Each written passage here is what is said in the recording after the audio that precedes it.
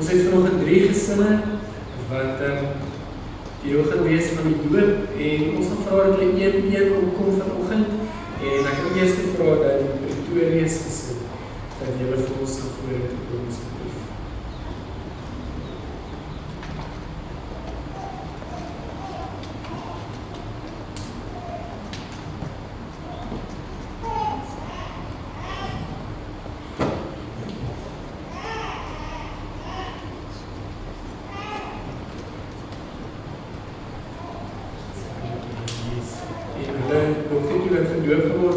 Linda, die is welkom om vir Linda op vorentoe te bring.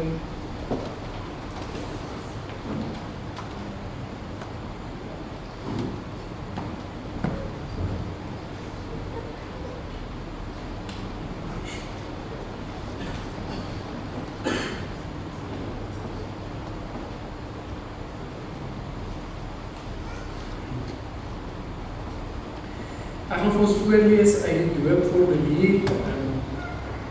Die formulier sê vir ons iets van die betekenis van die doop. En ek gaan nou nie elke keer uit die formulier lees, wanneer die ander gesinne ook na vore kom nie. Maar ek lees vir julle, dit sê die doop in die naam van die drie-enige God, Vader, Seun en Heilige Gees beteken en verkondig dat ons en ons kinders wat as sondaars in die wêreld gekom het, slegs in die koninkryk van God kan kom as ons opnuut gebore word. Dat die Here daardeur bevestig dat hy ons in sy verbond insluit, ons tot sy kinders aanneem en ons deel het in al die voorregte van die verbond. Dat ons en ons kinders verbind word aan Christus, wat ons sonde deur sy bloed afgewas het, dat ons ou sondige lewe saam met hom in die kruis gesterf het en saam met hom begrawe is, maar dat ons ook weer deur sy opstanding lewend geword het, sodat ons vir die sonde dood is en vir God lewe, soos Romeine 6 ons sê. Dit sê ook dat die doop 'n seël is van die inleiding in die kerk van Jesus en ons verplig om as lewende lidmate te leef. Dat ons as gedooptes die Here uit dankbaarheid met ons hele wese moet lief hê, vertrou en dien en dat die Here ons deur hierdie sakrament verseker dat hy deur sy Gees in ons woon en ons lewe daagliks so regeer dat ons hoe langer hoe meer sy beeld vertoon.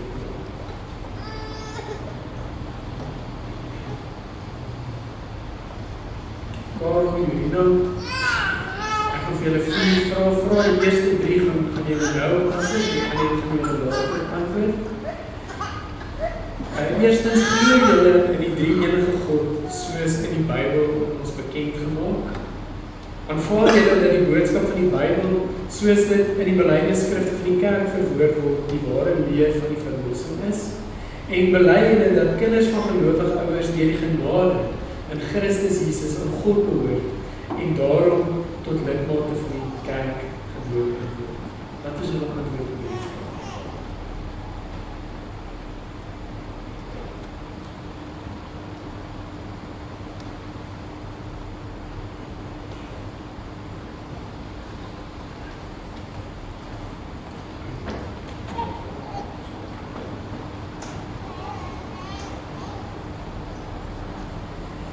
Lita, ek doop jou in die naam van die Vader, en van die Seun, en van die Heilige Gees.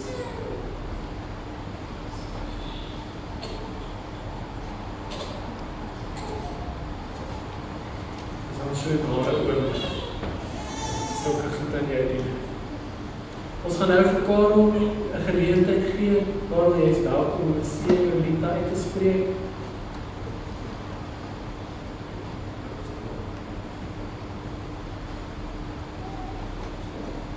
Jy is ons gegee as 'n geskenk van die Here. Dis die wêreld van die liefde.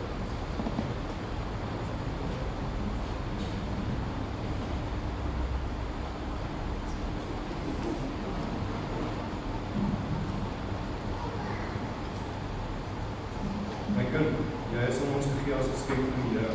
Dis die wêreld van die liefde. Die Here seën jou met die wysheid van Salomo, sodat jy die regte besluite in jou lewe kan neem, saam met die Here.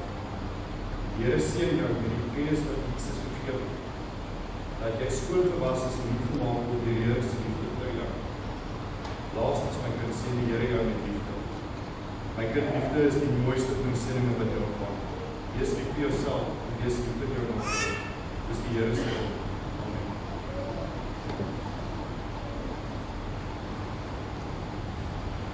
Baie dankie, julle moet nog 'n bietjie bly. Julle gaan ook 'n Bybel ontvang en 'n kers, en julle het vir my vertel dat julle ook partykeer 'n kers aansteek as 'n doop vir die jaarsdag, so hierdie kers is 'n simbool van dit wat hier vandag gebeur het. Ons gaan nou 'n bietjie gesels oor nalatenskap en tradisie en so, en dit is eintlik wonderlik dat ons kinders kan deel en hulle kan herinner aan die beloftes wat God ook in elkeen van ons toesê. So ek gaan vir julle 'n kers en 'n Bybel gee.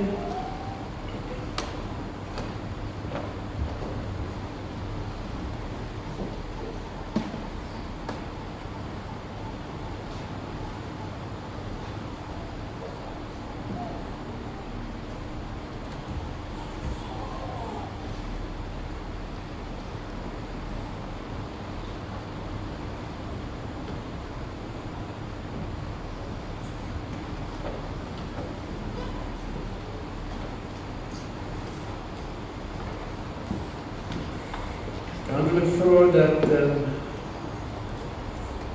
Lian en Carla vorentoe kom.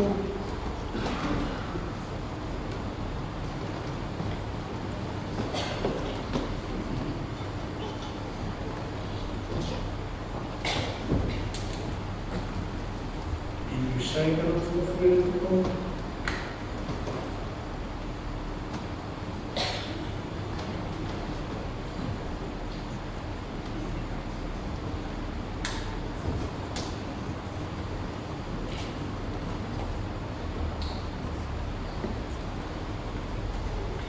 Nou nie weet wie woorde hy formuleer herhaal nie, maar julle het julle wat, ek besef net Karel, nou man julle harte weer, julle sê, want ons vraag, ek vergeet het om julle te vraag.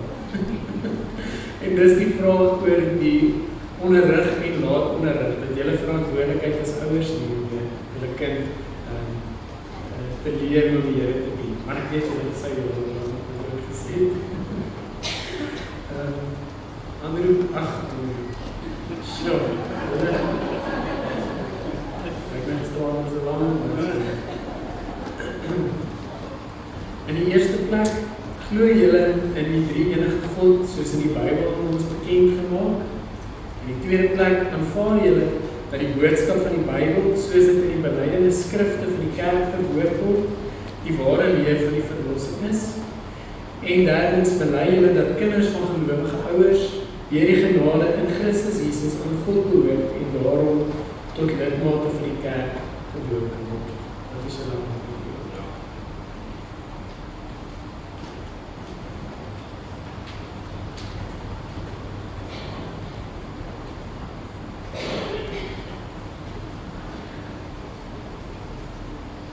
Sy, ek wil vir die Vader en vir die Seun.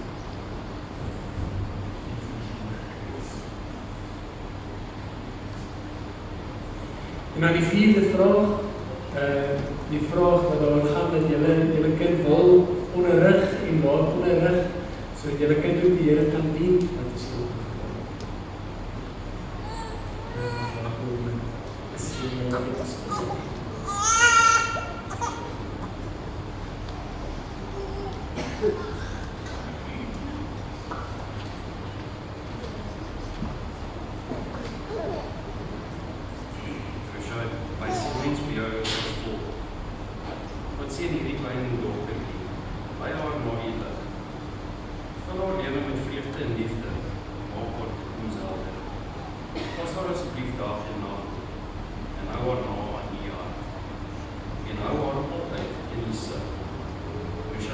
Groot, met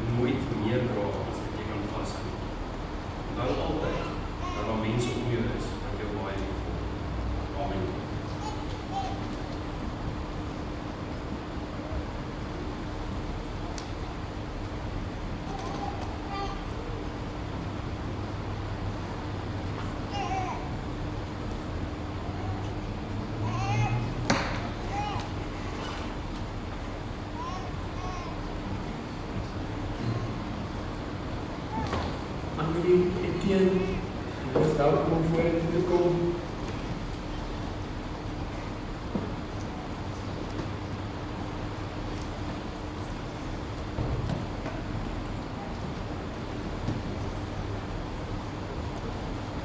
En klein Hendrik kan ook vorentoe kom.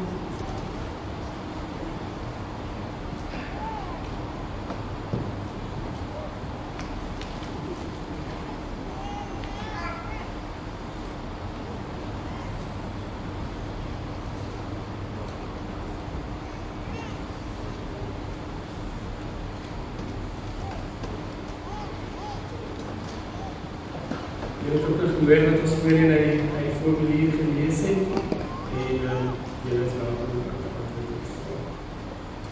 Annelie, Etienne, glo julle in die drie-enige God soos wat hy in die Bybel aan ons bekend gemaak is? Aanvaar julle dat die boodskap van die Bybel soos dit in die belydenisskrifte van die kerk verwoord word, die ware leer van verlossing is? En bely julle dat kinders van gelowige ouers deur die genade in Christus Jesus aan hom behoort en daarom tot lidmate van die kerk gedoop kan word. Wat is julle antwoord?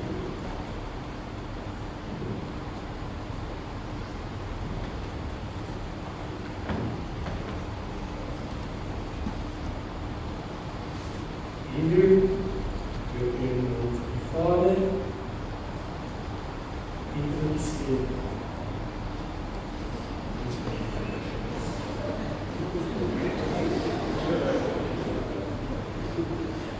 Die laaste vraag wat ek gehoor het, wat gaan oor julle verantwoordelikheid as ouers, dat julle hom sal onderrig en laat onderrig, en wat is julle antwoord hier?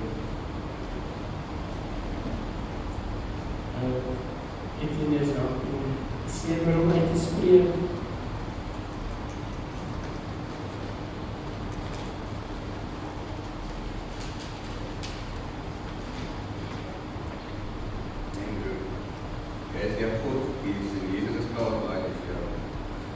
En daarom wil ek jou seën met 'n vol en vrolike lewe van mamma en pappa, waar mamma en pappa jou sal toewys na op al die lewe sal omdiere en struikelblokke wat in die lewe is. Ek seën jou dat God jou genadig sal wees in al die moeilike tye en so ook in die goeie tye. En dat jy God altyd sal raak sien en beleef in jou lewe. Ek vertrou dat God vir ons as ouers sal bystaan om jou te leef in die ewige lewe en dat ons monde sal getuig daarvan en ons aksies ook voorbeelde sal wees daarvan. Jy gee vir ons almal baie vreugdes, so vroeg in jou lewe. Mamma en pappa is baie lief vir jou. Amen.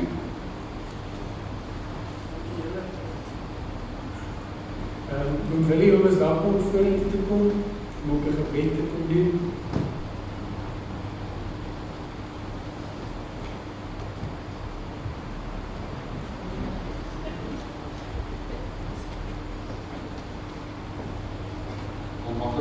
Vader, Here ons dank U as hierdie oggenduur vir Hendrik, Willem Hendrik, soveel U kan opdraag. Here, seën hom. Hy is klein, sy lewe lê voor. Moeilike baie waarvoor, maar ons weet in die hande van U is daar nie probleme nie. U sal hom dra. U slaap besluit ons slaap nooit nie. Ons krag en genade kom van die Here van die hemel en aarde gemaak. Here, is so wonderlik om te kom weet, ons 'n lewende God het, opregte God, ewige Vader. Seën die ouers van die gesin. Here, staan hulle by, en ook die ander kindertjies wat God gedoop het. Ook hulle ouers, versterk hulle, gee hulle die krag om te doen wat reg is die oor van Jesus Christus. Ek wil ek vir Here, ek nie net verdien want ek as mens verdien niks, maar U is genadig. Amen.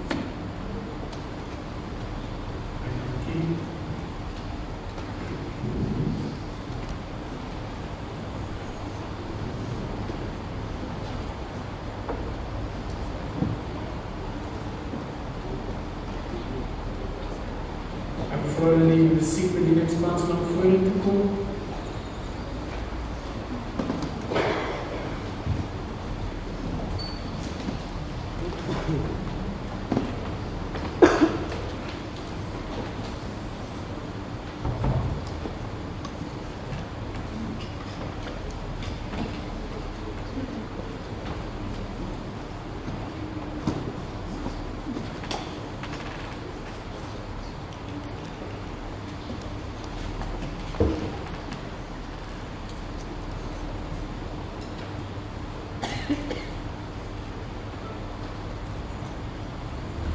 Die volgende lied wat ons gaan sing mag dalk vir van julle onbekend wees.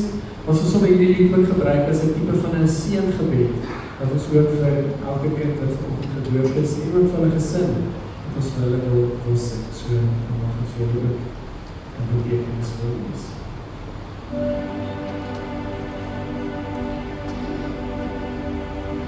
I believe you are able. I believe you are good. I believe you are with me even now. I believe you are greater than every mountain that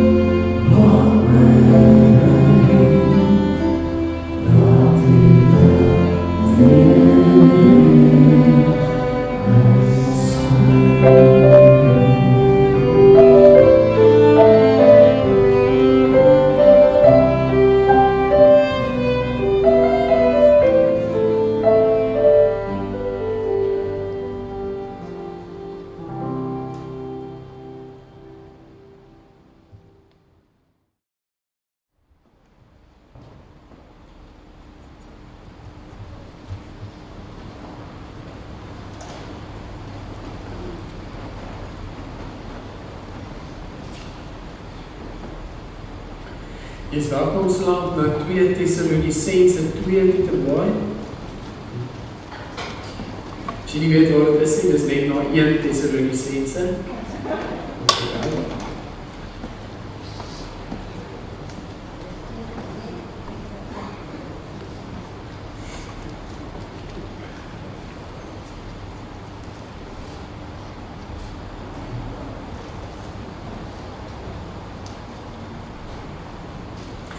Vanoggend se tema is geroep vir diensplig en plesier.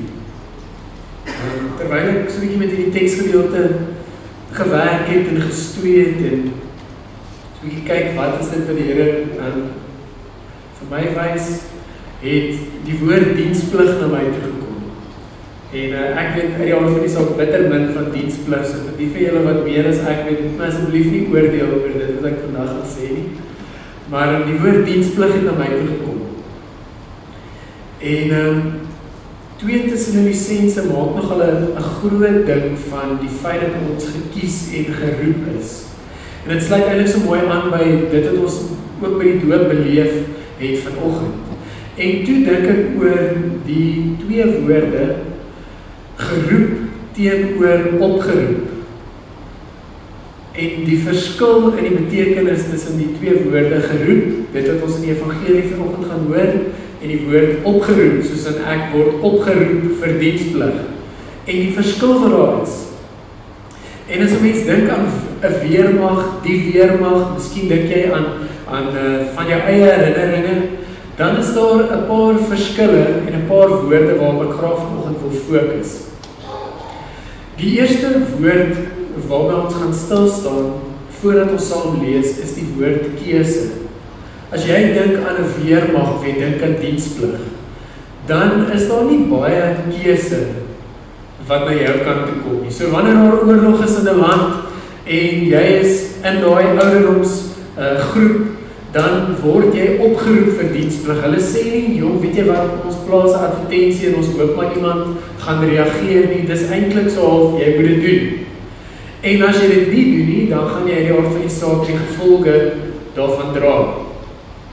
So wanneer jy opgeroep word, is die keuse eintlik in 'n groot mate vir jou gemaak. Die ander woord waarop ons wil fokus is die woord range of gesag.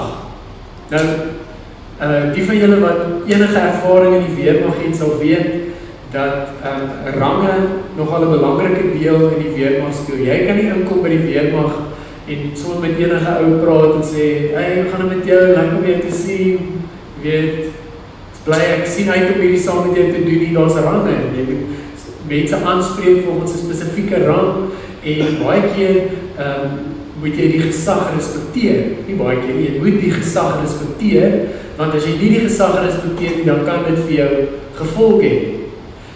So daar is definitief range en daar's gesag, en ons gaan iets oor gesag ook later vir mekaar sien.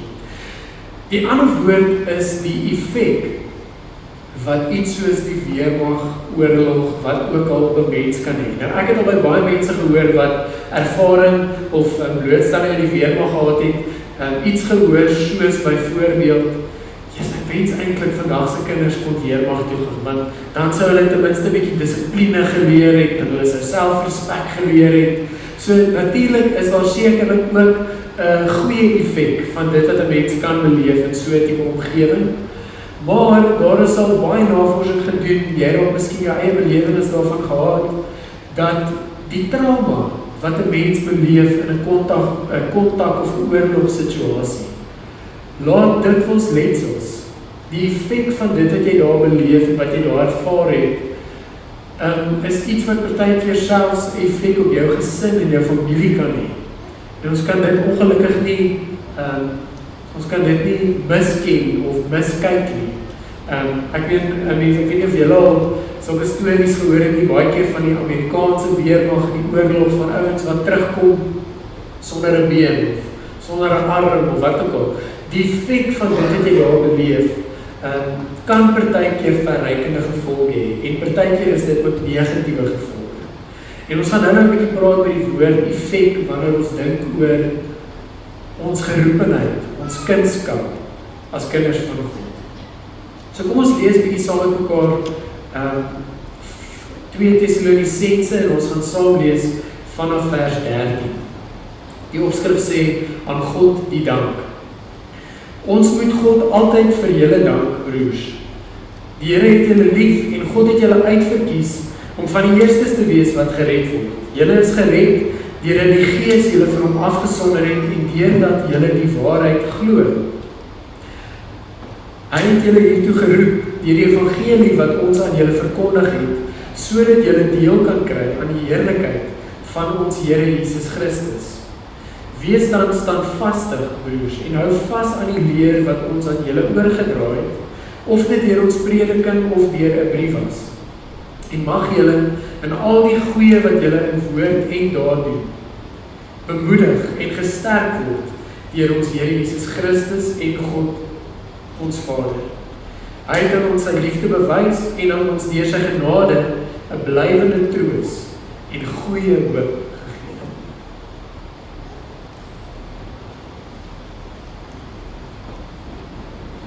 Paulus spreek hier in 2 Tessalonisense 'n spesifieke gemeenskap toe en hy praat met 'n spesifieke klomp mense en hy raak spesifieke kwessies aan.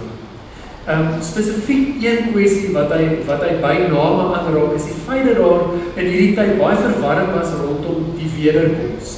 Daar was mense wat goed in die naam van Paulus gesê het, wat Paulus nie noodwendig gesê het en hy wil hierdie goed kom regstel. En wat hulle gesê het is, hulle het gesê, ouens, julle moet weet, die wederkoms is hier, die wederkoms is op ons, dit gaan enige oomblik gebeur. So julle moet gereed maak daarvoor. En dit het 'n klomp de mekaarheid en verwarring by mense ontstaan. Mense was hulle het nie lekker geweet wat om daarvan te maak nie. Moet ek nou alles los? Moet ek nou nie aangaan met my normale lewe nie? Wat moet ek nou doen, siende dat die wederkoms letterlik nou op ons is, nou met ons is? So dit is 'n vraag wat Paulus graag beantwoord. Een van die dinge wat hy aanspreek in die 3de hoofstuk van 2 Tessalonisense is die leegleers. Die ouens wat te bly was toe iemand vir hulle gesê, luister, die wederkoms gaan nou enige oomblik wees, so los jou werk, moenie meer vir jouself sorg nie, vergeet van jou olyfbome en jou wat ook al, jy weet, maak net gereed vir wanneer die Here kom. En dan sê Paulus, luister, hierdie ouens wat so niks doen nie, maar aandring daaraan dat ander mense vir hulle sorg. Dis sommer snel. Dis sommer nonsens. Wat maak hierdie ouens nou belangriker as ons, dat hulle kan lê en niks doen nie, maar die res van ons moet nou die wederkoms, jy weet, ons moet wag vir die wederkoms, ons moet werk, maar die res kan nou maar net sit en niks doen nie. Dit werk ons nie so nie. So Paulus spreek spesifiek hierdie ding aan en hy sê, gaan aan met jou lewe, dien die Here. Jy weet, geniet die lewe. Dis nie asof ons niks hoef te doen nou, dat ons hierdie verwagting van die wederkoms het nie.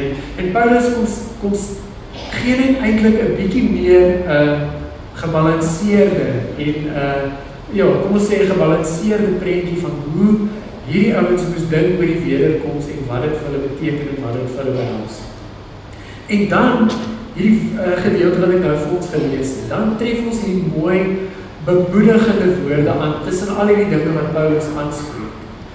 Wat eintlik net vir mense kom nuwe hoop gee, wat vir hulle kom sê, hey, alles is alright, moenie bekommer nie, die Here is hier by julle, en hy spreek 'n klomp goeders aan wat so betekenisvol is, en ek wil dit graag weer vir ons lees, maar ek gaan dit hierdie keer vir ons uit die boodskap vertaling lees. Hierdie paar woorde wat Paulus vir hulle sê, wat hopelik vir die mense hoop en troos sou bring. So ek wil dit graag weer vir ons lees. Die opskrif van die boodskap sê, God het julle gekies. My liewe broers en susters, ek sê altyd vir God oor en oor dankie vir julle. Die Here het julle baie lief. En dis nie net lippetaal nie. God het julle al spesiaal uitgesoek om in hom te glo. Julle is van die heel eerste mense wat tot geloof in Christus gekom het. Julle geloof is die gevolg van die Gees se werk in julle lewens. Hy het julle op sy gesit vir homself. Daarom glo julle die waarheid. Dit is regtig net aan die Gees te danke dat julle nou glo. Toe ons die goeie nuus aan julle bekend gemaak het, het julle sy roepstem gehoor. Daarom sal julle ook deel hê aan ons Here Jesus Christus se heerlikheid. Julle sal eendag by hom in al sy hemelse glans en glorie gaan bly. Liewe broers en susters, staan sterk. Hou vas aan alles wat ek julle geleer het, toe ek daar by julle was, en aan dit wat ek in my briewe skryf. God ons Vader het ons almal baie lief. Ons Here Jesus Christus ook. God se goedheid oorweldig ons keer op keer. Hy droog ons trane keer op keer af en hy gee aan ons 'n vaste hoop vir die nuwe lewe wat voor lê. Mag hy julle harte rustig maak en julle geloof sterk maak. En mag hy julle help om die hele tyd net die regte dinge te sê en te doen. So die tema vanoggend was geroep tot diensplig en plesier. Nou is nie heeltemal seker wat moet jy maak met die woorde. Jy weet, dit is so, moet ek nou reg staan vir aksie? Maar as jy hierdie woorde gelees het, dan skep dit so 'n bietjie 'n ander tipe ingesteldheid by jou, né? Amper so 'n tipe van 'n gerusstelling om te sê, luister, dit gaan nie oor jou en alles wat jy moet doen of wat ook al nie. Dit gaan oor jy wat gekies is. By die hand uitgekies. Jy is afgesonder. En die woord is eintlik, dit skep soveel hoop. Ons het nou gepraat oor die woorde keuse, gesag of range en effek. En as jy dink oor die woord gesag in die lig van dit wat ons nou sopas gelees het, dan kom jy agter, ek weet nie of jy dit gehoor het nie, maar daar is 'n spesifieke verwysing na die Vader, die Seun en die Heilige Gees. Hierdie is een van my mingedeeltes in die Bybel waar dit absoluut trinitaries is. God word by name aangespreek, Jesus word by name aangespreek, die Heilige Gees word genoem. En as ek nou vir julle moes vra uit hierdie gedeelte, wie van julle sou sê is nou die baas in hierdie hele proses? Dan sal ons sê, niemand nie. Dus jy kom eintlik amper nie eens agter dat al drie dele van die drie eenheid ter sprake is en 'n aktiewe rol in ons lewens speel. En dis eintlik die wonder daarvan dat wanneer die Heilige Gees, God die Vader en Jesus werk in ons lewens vandag ook, dan is daar geen magspel betrokke nie. Niemand wil in beheer wees nie. Niemand wil sê, luister, staan op sy, dis nou my geleentheid om te werk, of ek moet nou hierso hierdie ding doen, of wat ook al nie. Ons kan, inteendeel, ons kan nie eers altyd vir mekaar sê, ek het hierdie ervaring van die Here gehad, maar ek kan nie altyd vir jou sê, was dit nou spesifiek die Heilige Gees, was dit nou God die Vader, was dit nou Jesus, en maak ook nie eintlik saak nie, want hulle werk in so absolute harmonie met mekaar saam, dat ons net die effek daarvan kan raak sien in ons eie lewens. So ons kan lank praat oor die rol wat die Vader, die Seun en die Heilige Gees speel in ons lewens, maar drie dinge wat ons raak lees in hierdie gedeelte is dat die Vader lief is vir ons. Hierdie gedeelte in die boodskapvertaling sê, dis nie sommer net lippetaal nie. Jy weet, dit gaan nie net oor die Heilige lief vir jou. Daar's diepte. Dis gegrond. Wanneer ons sê God is lief vir ons, dan is dit heeltemal anders as dit wat ons as mense gewoon is. En ons lees natuurlik dat God ons elkeen gekies het. Hy het ons uitverkies, elke een van ons. Dan lees ons van die Gees, en ons lees dat die Gees die een is wat ons afsonder. En dan kom ons agter, dit gaan eintlik oor heiligmaking. Afgesonder in Bybelse terme beteken nie, hoor jy kom hierso, ek gaan jou toesluit hierso, of ek gaan jou hier agter 'n rots laat skuil, daar's al nooit slegte goed met jou gebeur nie, jy hoef nie bekommerd te wees nie. Afsondering gaan daaroor dat die Here sê, ek het jou vir myself, amper 'n bietjie van goddelike jaloesie. Ek het jou vir myself gekies en ek wil hê dat jy al hoe meer soos ek moet word. Dit is die pad van heiligmaking, wat die Heilige Gees met ons stap, in verhouding met elkeen van ons. En dan lees ons van die Seun van Jesus, en ons lees dat hy vrygewig is. Hy wil sy heerlikheid met ons deel. Dis 'n bietjie vooruitskouing, om te sê, eendag, wanneer Jesus weer in al sy glorie gaan kom, dan gaan hy sy heerlikheid met ons deel, ons gaan deel in sy heerlikheid. Hy gaan nie vasklou daaraan nie, dis nie iets wat net vir hom beskore is nie, ons elkeen kan deel daaraan, en dit is iets waarna ons kan uitsien, en dit is iets wat vir ons goeie hoop gee. Weet julle wat sê ironie van gesag? Ek weet nie of jy dit al agtergekom het. Ek was nie in die weermag nie, maar ek was in die koshuis. En die ouens wat die grootste mooi woord dink. Die grootste swaalte was die ouens wat eintlik die minste gesag had. Dit was gewoonlik daai tweede jaartjies wat eintlik nog niks gesag het nie, maar hulle kan nie wag om op jou te skree en vir jou te sê hoe sleg is jy nie. Ek het al gehoor uit stories in die weermag het ek dieselfde gehoor, dat mense met 'n mindere rang is, partykeer die ouens wat die simpelste was. Dit is eintlik so ironies dat ons as mense partykeer so honger is vir gesag. Al word gesag nie eers eintlik vir ons gegee nie. Waar as dit by die Here kom en dan kom ons agter maar die Here is nie in die drie eenheid sien ons geen aanspraak maak op gesag nie. Dit is eintlik so wonderlik om te sien dat God self ons leer hoe ons oor gesag moet dink. Ek hoef nie alles in my lewe oor beheer te hê nie. Ek hoef nie vir mense altyd voor te sê wat hulle moet doen en wat hulle nie moet doen nie. Ek hoef nie vir my kinders altyd 'n mikrobestuur of 'n helikopterouer te wees en te sê, luister, jy sal dit, jy sal dat. Ons kan partykeer, is daar goeie redenasie daarvoor dat ons 'n bietjie van ons gesag kan weggee. Ons nie so behept moet wees met gesag nie. Ons het vir mekaar gepraat oor die woord keuse. Vir mekaar gesê, as jy die weermag is daar nie veel keuse rondom 'n klomp dinge nie, maar in die evangelie, in ons verbintenis met God, het ek altyd 'n keuse of ek my geroepenheid gaan omhels. Die Here het nog nooit 'n geweer teen een van ons se koppe gedruk en gesê, jy sal in my glo nie. Hy het dit met Adam en Eva gedoen nie. Hulle het vrye wil gehad, hulle het vrye keuse gehad, en ongelukkig is hierdie keuse dikwels my en jou se ondergang. Maar ons sien iets van keuse en gevolg in die manier hoe die Here homself in ons openbaar. Natuurlik is dit so, die Here wil met alles in hê dat ons kindskap, ons geroepenheid moet omhels en moet aanvaar. Maar hy gaan ons nie forceer om dit te doen nie. As ek gedros het by die weermag, dan het ek 'n prys betaal daarvoor. Ek sou die gevolge gedraai daarvan. Maar dink gou saam met my oor een of twee voorbeelde uit die woord uit. Ons het gesing oor, en was my skool het ons gesing oor die verlore seun kom vra 'n tweede kans.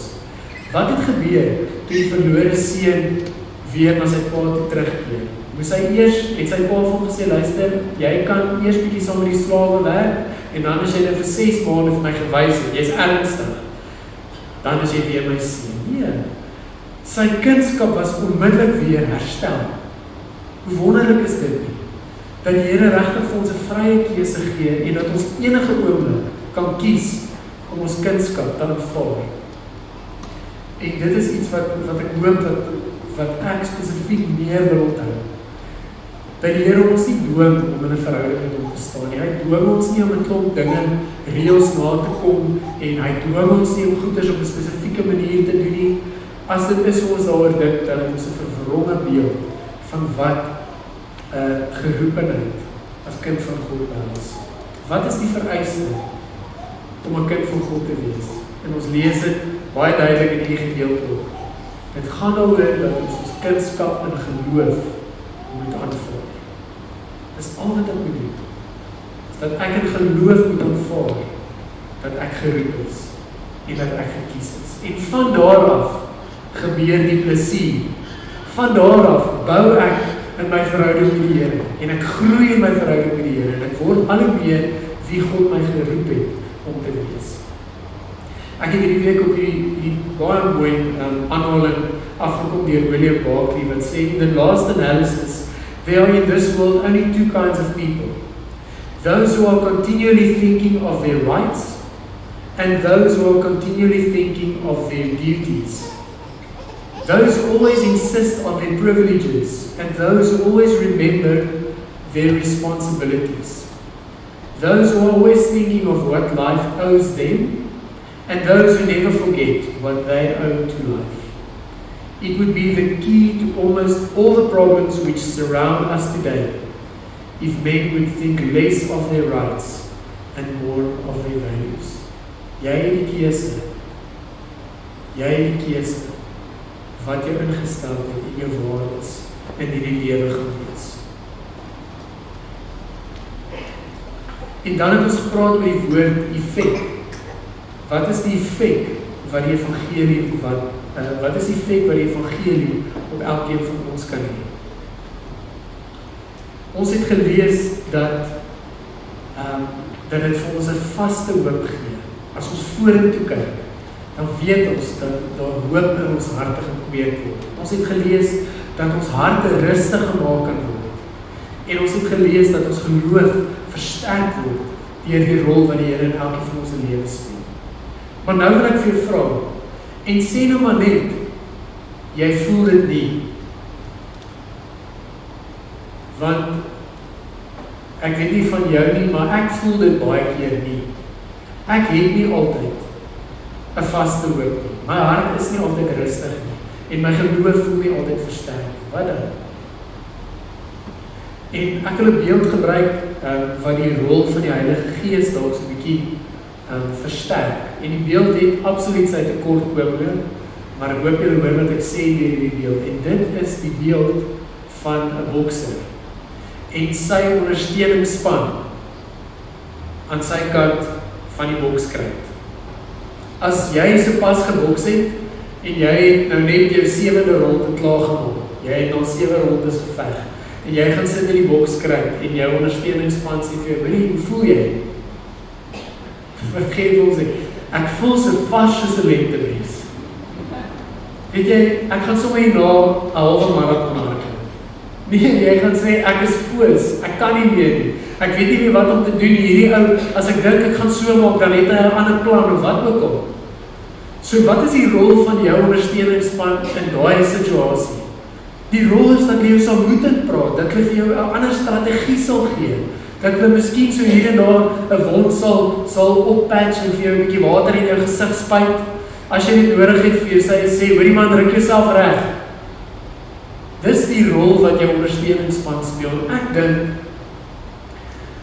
dat die Heilige Gees iets daarvan in ons lewens kan speel. Ons het gelees dat ons die Heilige Gees kan bedank vir die geloof in ons lewens en dat hy ons op sy sit en ons afsonder vir onsself.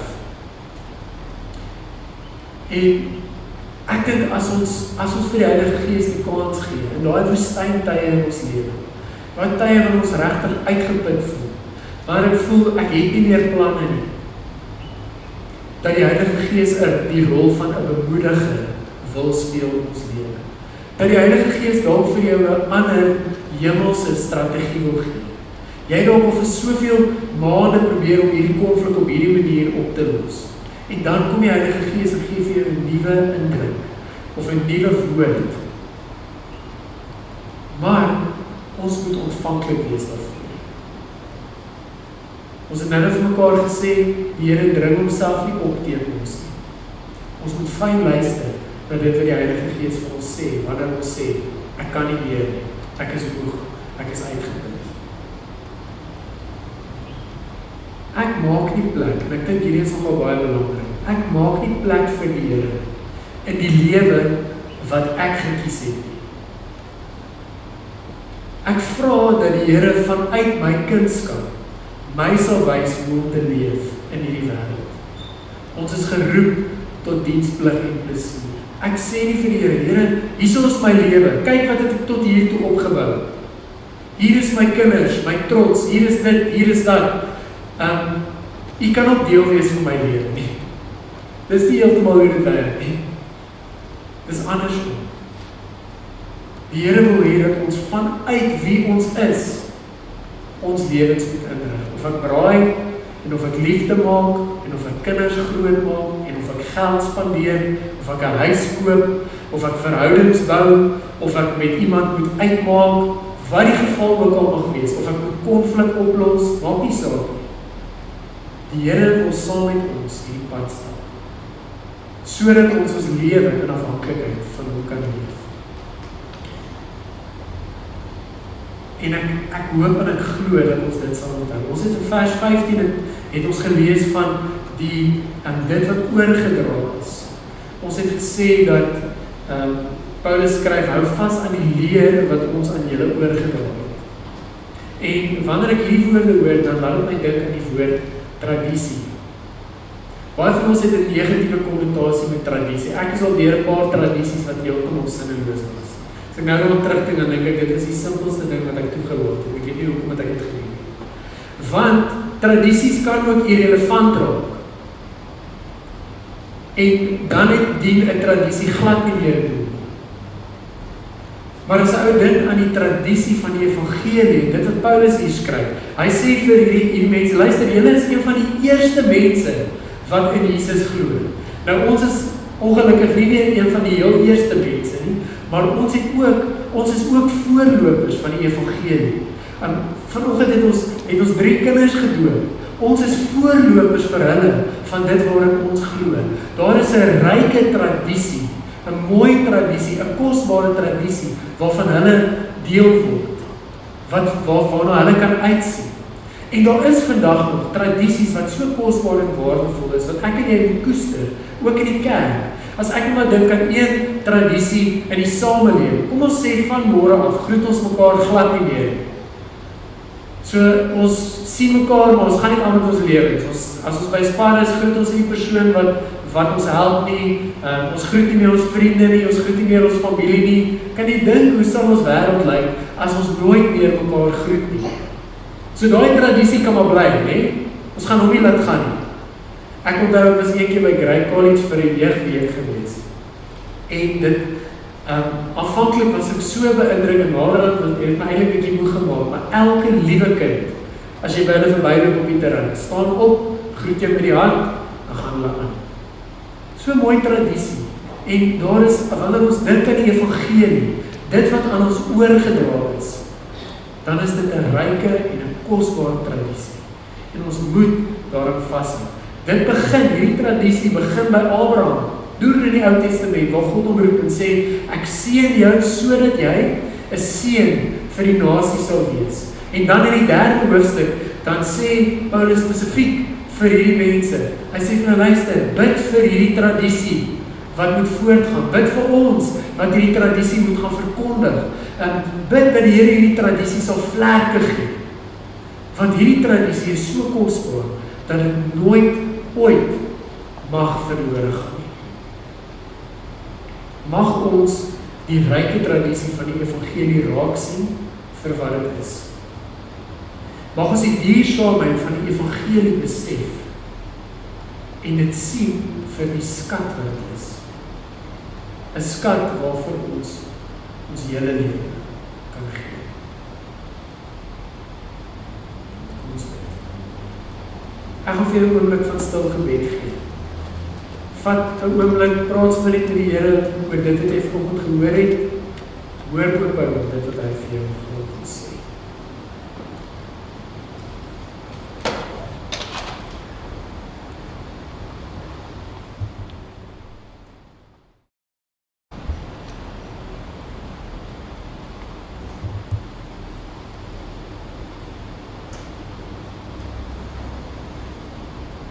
Here, jy is so goed vir ons. En dit is so, partykeer kyk ons dit mis, partykeer is ons net nie ingestel daarop nie. Maar Here, elkeen van ons kan ook getuig van tye in ons lewe waar ons deur diep waters was. Tye wat ons regtig voel die uitklop is naby.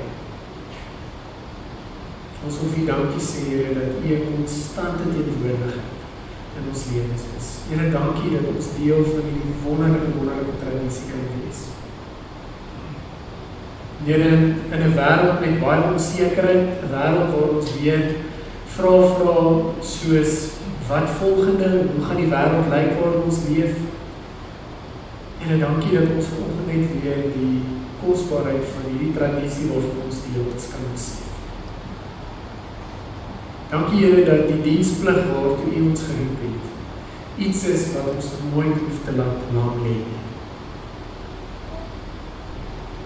Here, dankie dat dit vreugde in ons hart kan bring, dat dit plesier vir ons kan gee. Here, dankie vir die lewe wat ons nou kan hê, Here, wat amper soos 'n kleuterrepetisie is vir dit wat nog vir ons voor lê.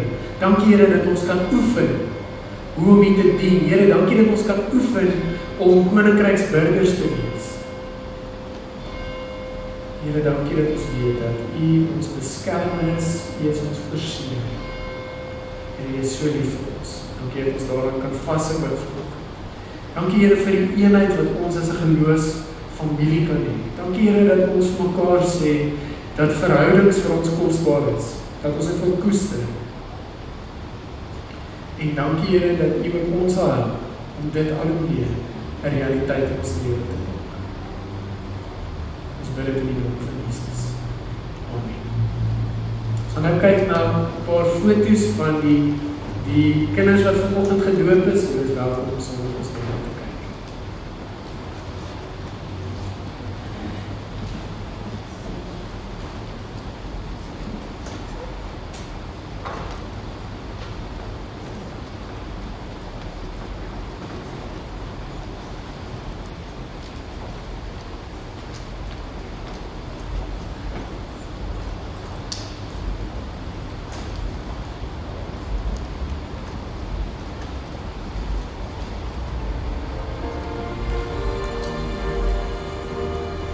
It's only for a moment you were mine to hold. The plans that heaven has for you will all too soon unfold. So many different prayers I pray for all that you might do. But most of all, I want to know you're walking in the truth. And if I never told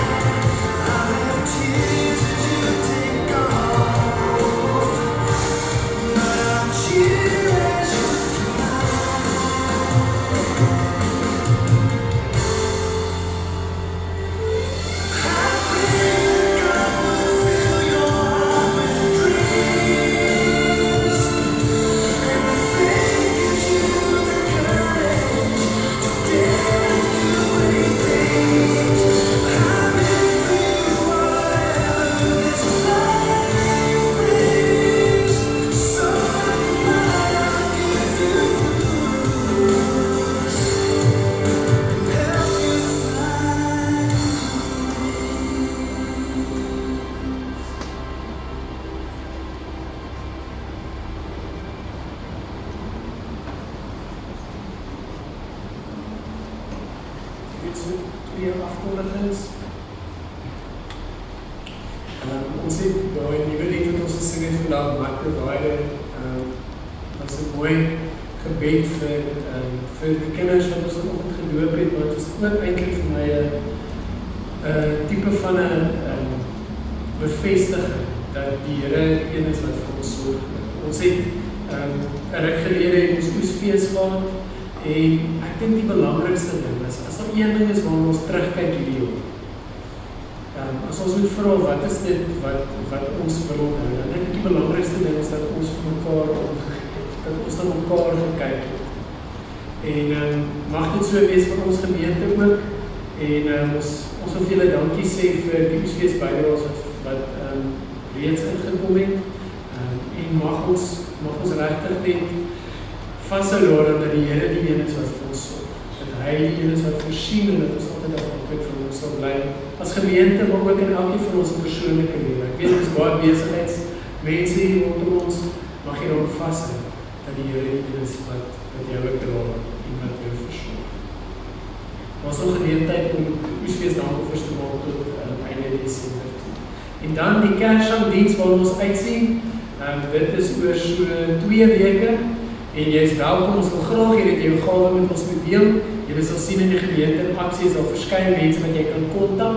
Ons gaan sommer hier lekker buite onder die boom, gaan ons saam Kersdiens hou, lekker informeel, ons gaan saam kuier. Ons wil graag daar sien en ons glo, ons sien uit daarna, ons hoop dat dit regtig baie spesiale aansang op mekaar gaan wees. So dit is die 29ste November en dit is welkom om saam met ons Kersdiens te doen. Mevrou die musiekbedieningspan sal vorentoe kom en dan sluit ons af.